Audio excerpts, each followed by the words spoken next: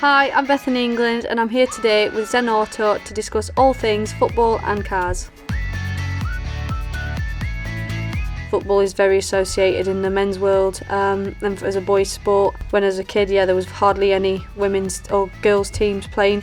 Women's football's changed drastically since when I first started. There's a lot more funding gone into it in terms of like grassroots through to the senior teams, coaching, refereeing, all these things have grown drastically.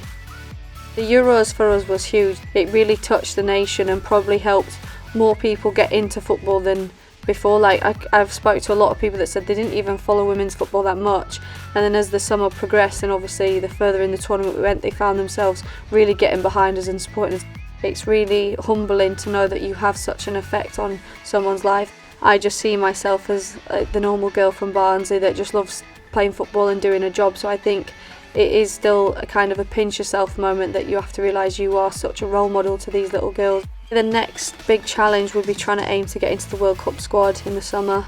When I was a little girl I didn't think it was possible, and now that opportunity is there, so I think it's just about keeping my head down, working hard and showing the manager that I deserve to be on that plane.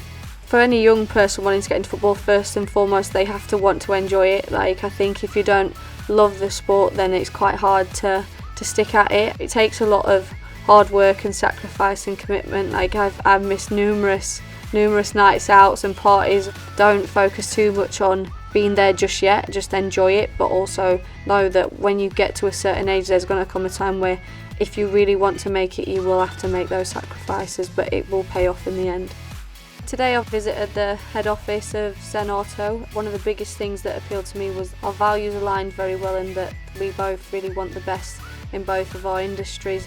People rely on good quality cars, and through ZenAuto they've obviously helped me with a really great car that keeps me going from A to B, which is essential for my job.